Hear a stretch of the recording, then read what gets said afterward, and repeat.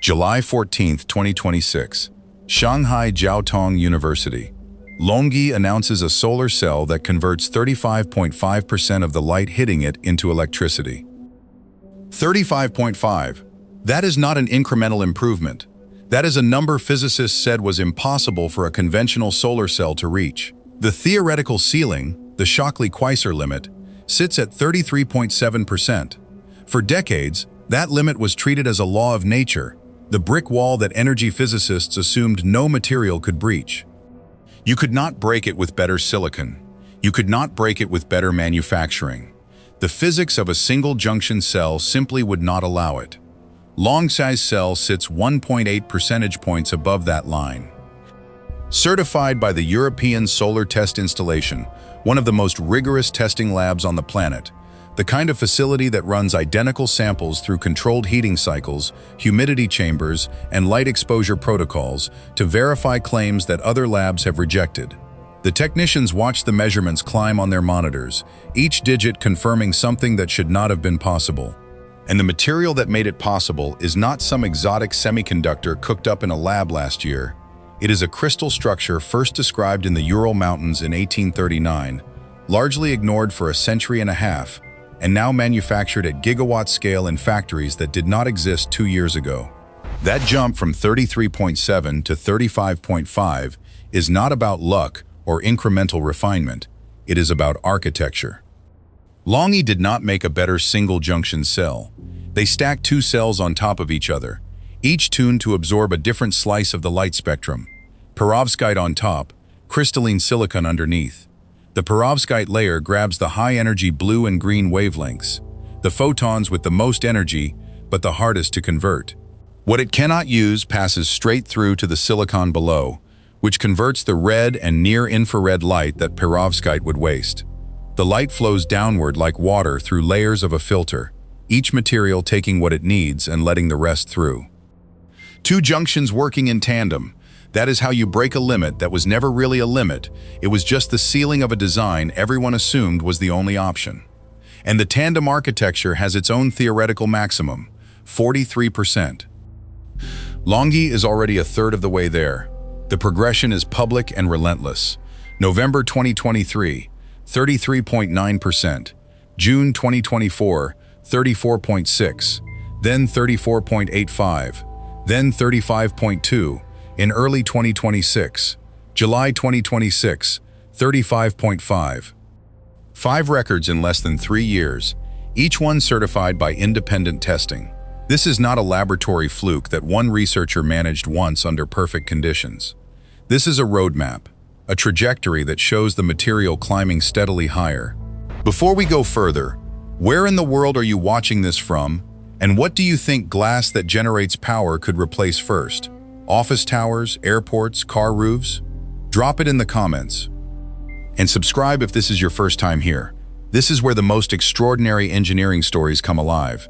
Now, back to the material that made that 35.5% possible. Perovskite is not new. The crystal structure was identified in 1839 by a German mineralogist named Gustav Rose, who found samples in the Ural Mountains and named them after Russian minister Lev Perovsky. Rose held the mineral in his hand and saw its distinctive cubic form, recognizing something that would not matter to the world for over 150 years. The crystal sat in museum collections and textbooks, unremarkable, waiting. For more than a century, perovskites were a footnote in mineralogy textbooks. No one knew what to do with them.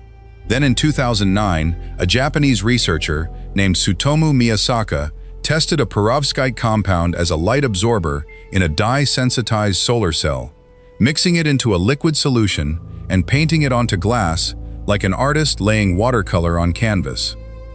It worked, poorly, just 3.8% efficiency, barely enough to power a dim LED, but it worked. 5 years later, efficiencies had climbed past 20%. Another 5 years, 25%, closing in on the best commercial silicon cells. The learning curve was faster than anything the solar industry had ever seen, as if someone had finally found the hidden switch. Why perovskite works comes down to its atomic structure. The general formula is AbX3, a large cation, a smaller metal, and a halide filling the gaps. arranged in a cube where each atom is locked into place by the others, like children sitting in assigned seats at a table. That flexibility means you can tune the material's band gap by swapping out the atoms. Want to absorb blue light? Use one halide. Want red? Use another. Silicon is locked into one band gap forever. Perovskite is adjustable. Like a musical instrument, you can retune for different frequencies. And it is cheap to make. You do not need the ultra-high temperatures required to grow silicon crystals, which demand furnaces hotter than 1,400 degrees Celsius.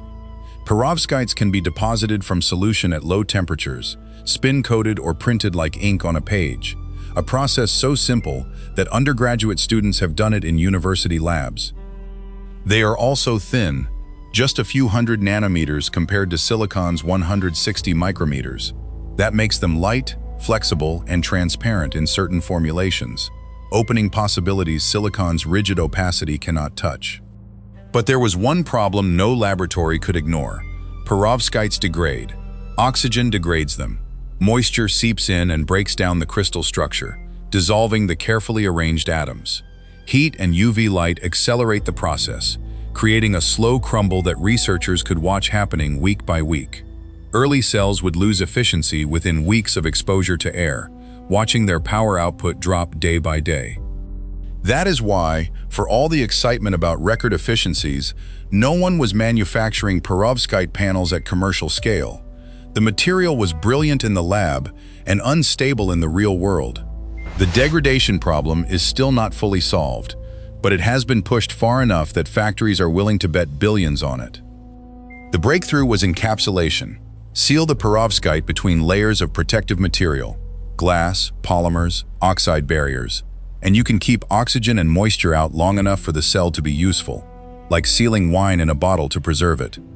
In 2023, multiple research groups demonstrated perovskite modules that retained over 90% of their initial efficiency after a year of outdoor exposure. That is not perfect, but it is close enough to make manufacturers willing to stake their reputation on it. And the tandem architecture, perovskite on top of silicon, actually helps. The silicon layer acts as a structural support and an additional moisture barrier, adding protection the perovskite cannot provide alone. The perovskite does not have to carry the full mechanical and environmental load. China saw the opening, and in May 2024, GCL Optoelectronics broke ground on the world's first gigawatt-scale perovskite module factory in Kunshan, Jiangsu Province, in a region that was already known for solar manufacturing. The earth was torn up, cranes arrived, steel frames rose against the sky. The facility was completed in just over a year. 1 gigawatt of annual production capacity. That is enough to power roughly 200,000 homes if deployed on rooftops, or cover several square kilometers of building facades. GCL was not alone. In Wuxi, another Chinese company called Utmo launched its own gigawatt-scale line around the same time, expanding the footprint of perovskite production across the industrial heartland. Utmo facility is designed to produce 1.8 million modules per year, focused on ultra-large formats and BIB products, building integrated photovoltaics, a term meaning the solar panel is not attached to the building, but is the building itself, part of its structure. BIA-PV is the whole point. Perovskite modules are thin, semi-transparent, and light enough to replace conventional glass curtain walls. You do not bolt them onto a building, you build the building out of them. In November 2024, Utmo demonstrated a 2.8 square meter module in pilot production that generated 450 watts at 16.1% efficiency. The technicians, watching the readings on their display screens as sunlight hit the glass and electricity flowed into the grid, the numbers climbing in real time. That efficiency is lower than Longi's record tandem cell, but that is not the comparison that matters. The comparison is against architectural glass, which generates 0 watts. A square meter of that Utmo module weighs less than standard double-pane insulated glass. It blocks heat, it reduces glare, and it produces electricity. The module cost is still higher than traditional curtain wall glass, but when you subtract the energy the building no longer has to buy from the grid, The payback period in high electricity markets can be under 10 years. And the building lifespan is 50. Now here is the part that does not fit the narrative everyone wants to believe. LONGi's 35.5% tandem cell, the record-breaking laboratory cell announced in July 2026, is not in production. In June 2026, 1 month before the record was announced, LONGi's chairman told investors the company has no active plan to mass-produce the tandem cell, a statement that surprised many observers who assumed record efficiency meant imminent commercialization, who thought a record in the lab meant a product on the market. That sounds like a contradiction, but it is not. The gigawatt factories in Kunshan and Wuxi are manufacturing perovskite modules. They are not manufacturing the specific silicon perovskite tandem architecture that broke the efficiency record. The record cell is a laboratory demonstration, something researchers spent months optimizing in a controlled environment, tuning every variable until the numbers reach their peak. The factory modules are optimized for cost, durability, and compatibility with existing curtain wall systems, the practical constraints that determine what can actually be sold and installed. Most of the modules coming off those lines are pure perovskite, not tandem. They use simpler single-junction or multi-junction perovskite stacks. Why? Because tandem cells are harder to make at scale. Aligning two different materials with different thermal expansion rates, different deposition processes, and different sensitivities to temperature fluctuations is expensive and technically demanding. The pure perovskite modules sacrifice some efficiency. They sit around 16 to 18% instead of 35%, but they are cheaper, lighter, and easier to integrate into buildings. And 16% is still 4 times better than architectural glass, which generates nothing. So what is actually shipping out of those gigawatt factories? Modules designed for transparency, aesthetics, and building codes. The perovskite layers are tuned to allow visible light through while absorbing the ultraviolet and infrared. That gives the glass a slight tint, bronze, gray, or neutral depending on the formulation. But you can still see through it, looking out from an office at the city beyond. The transparency can be adjusted. A module for a south-facing facade might be less transparent to block more heat and absorb more solar energy. A module for an interior atrium might be nearly clear. The weight matters more than most people realize. Standard insulated curtain wall glass weighs around 25 to 30 kilograms per square meter. Perovskite modules come in under 20, a difference that ripples through the entire structural design, down through the frame, the columns, the foundation. That difference means less structural steel in the building frame, which means lower construction costs. In high-rise buildings, every kilogram saved in the facade multiplies across every floor, from foundation to roof, a compounding effect that can shift economics. And perovskite modules can be made flexible. Not all of them are rigid glass panels. Some are laminated onto polymer films, which opens the possibility of curved facades, retrofit installations over existing windows, and temporary structures like exhibition pavilions. The first large-scale BEPEBLs installations are already operational in China, office buildings in Shenzhen and Shanghai, a transportation hub in Hangzhou, a university campus in Nanjing. None of them use LONGi's record tandem cell. They use the cheaper, simpler modules that the factories were designed to produce. The installations are not experimental. They are commercial. They feed power into the building's electrical system and, in some cases, back into the grid, with meters recording every kilowatt hour, the power flowing in and out like a two-way street. A 10,000 square meter facade at 160 watts per square meter generates 1.6 megawatts under full sun. That is enough to run the HVAC system, the elevators, and the lighting for a mid-sized office building during daylight hours, reducing the draw from the central power plant. At night, the building pulls from the grid, but the daytime generation cuts the net electricity consumption by 40 to 60%, depending on the building's usage profile. In southern China, where electricity rates are higher and sunshine is abundant, some BEPV buildings achieve grid parity, meaning the cost per kilowatt hour from the facade is equal to or lower than the cost from the utility.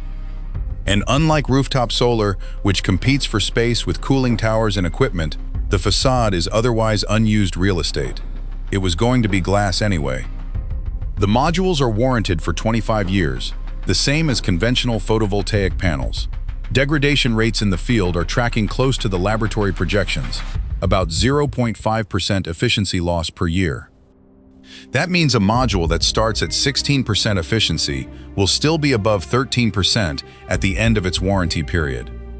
13% is still 13 times better than glass that generates nothing. Now step back and look at what this means beyond the buildings themselves. The gigawatt scale factories are not endpoints. They are proof of concept at industrial scale.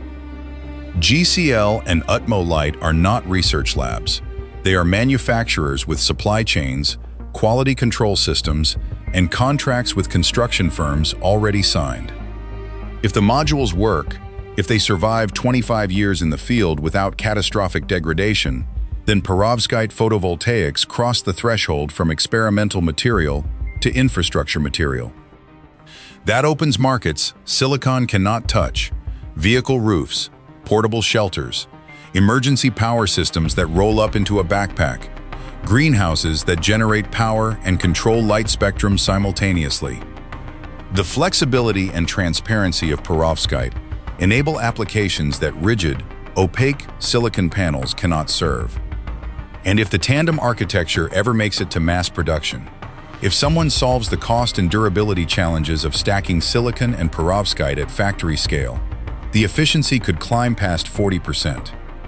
That would mean a square meter of glass generating more power than a square meter of rooftop silicon today. Not per dollar, per square meter, more energy from the same area, which is the constraint that actually matters in dense cities where roof space is limited and facades are vast. The broader pattern here is worth naming. China is not waiting for the West to validate a technology before manufacturing it. Perovskite solar cells were invented in Japan, refined in labs across Europe and the United States, and praised in academic journals for over a decade.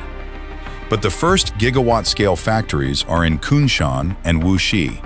The first commercial BPB installations are in Shenzhen, Shanghai, Hangzhou, and Nanjing. Not because Chinese researchers are better, though LONGi's efficiency record speaks for itself, but because Chinese industry is willing to build at scale before every question is answered.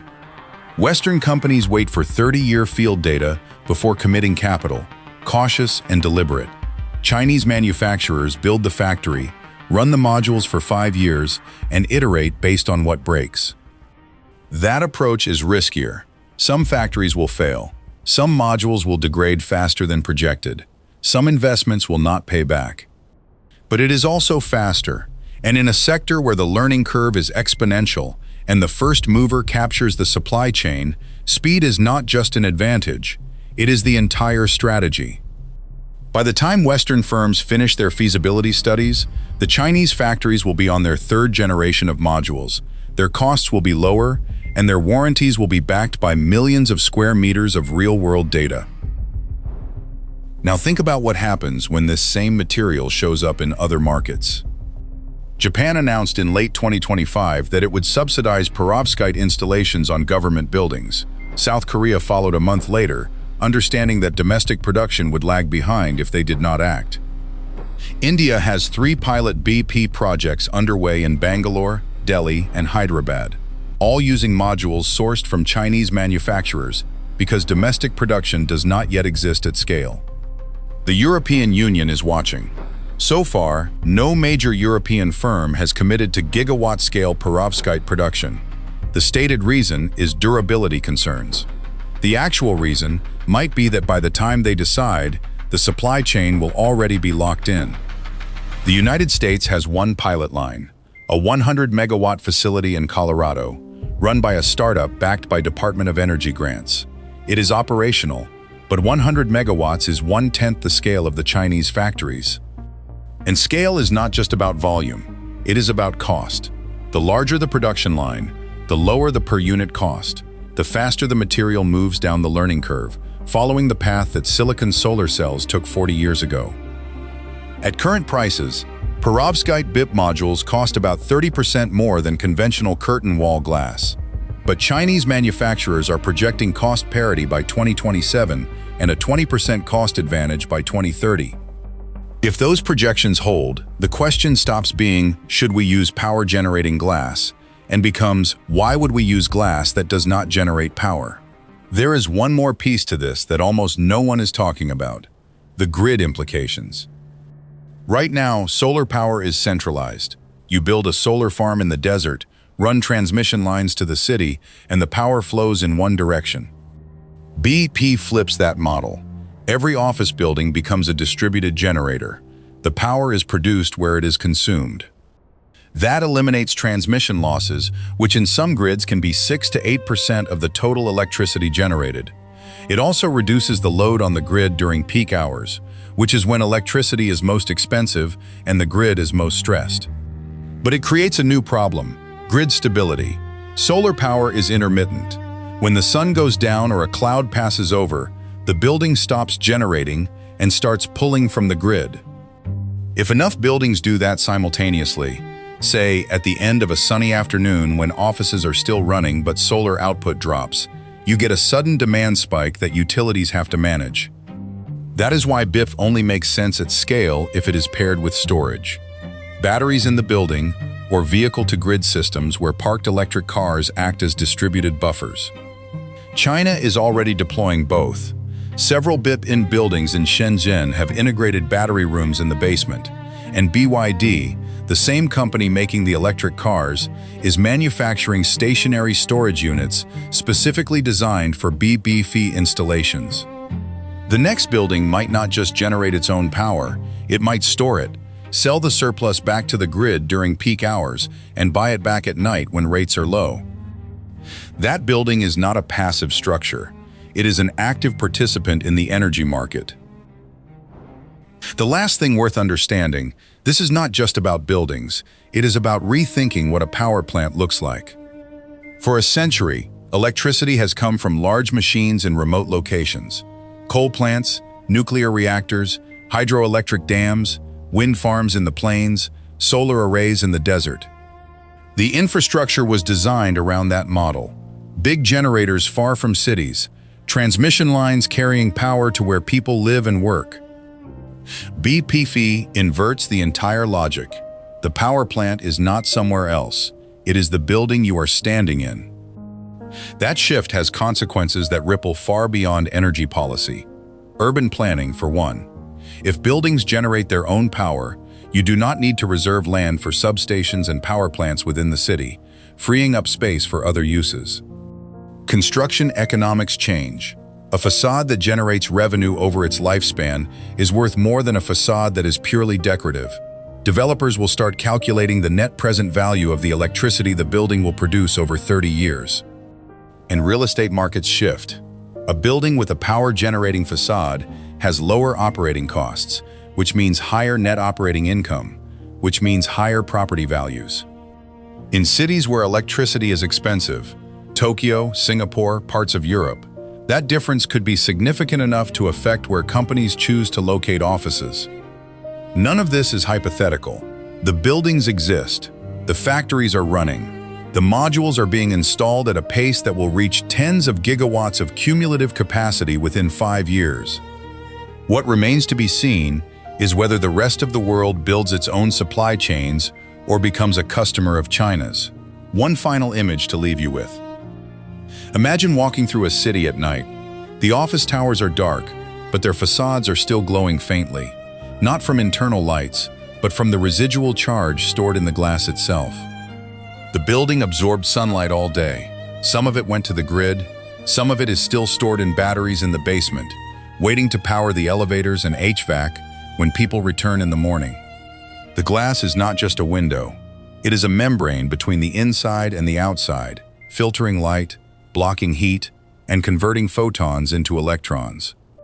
That building does not look futuristic. It looks like every other glass tower in the skyline. But it is doing something no building in history has done before. It is paying for itself. The next power plant will not look like a power plant. It will look like an office, a hotel, a train station, a school. And the company that controls the supply chain for that transformation is not in California or Germany or Japan. It is in Kunshan and Wuxi. If you found this worth your time, subscribe. I read every comment, drop yours below. And stay tuned, because the next one digs into something even stranger.